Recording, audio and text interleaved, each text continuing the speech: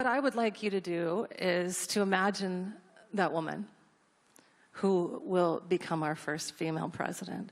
What advice do you have for her? What words do you have for her? Read my book. Because I want her to fully understand what she's getting herself into.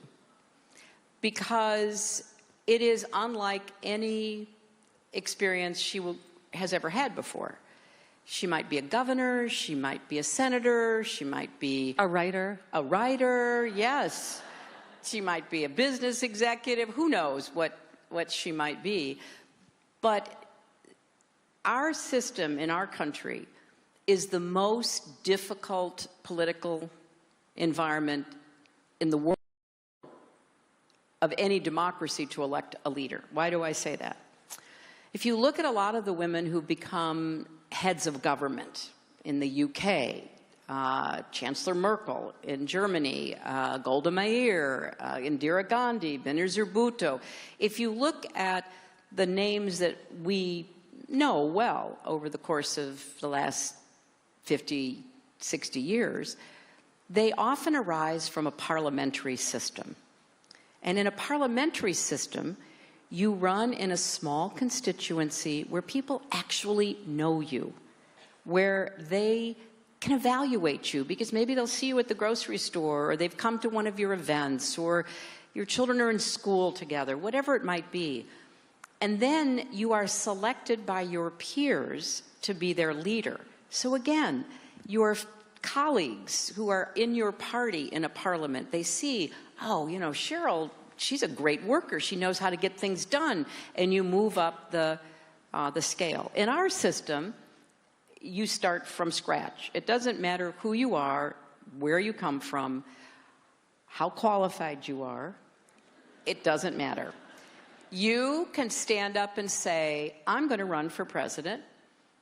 And then you have to go out and you have to talk to the entire country, and you have to raise a lot of money, and you have to go through the gauntlet that American presidential campaigns are. Now, I think there's some benefit to that because it is the hardest job in the world, or at least it used to be the hardest job in the world, and it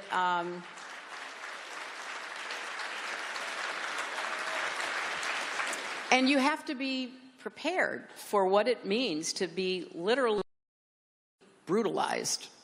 You know, the things that will be said and the way you'll be treated, it just kind of goes with the territory. And that's not that to say that, you know, men don't get harsh treatment and aren't put in the spotlight, but you are carrying the burden of the double standard, and you have to know that. And it is,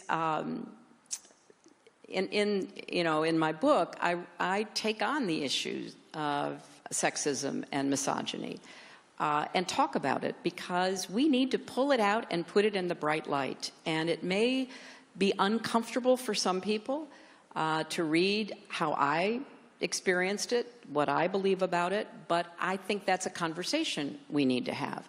And so for this future woman candidate, it will be, you know, I hope I'm still around, it will be my great, privilege to be able to say, okay, I'll give you my best experience, my best advice, but everybody has to find, you know, her or his own way. And I hope that it'll be sooner instead of later.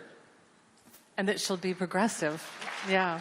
Well, yeah, that just because you run doesn't mean you earn the vote, right? Yeah, that's right. Yeah.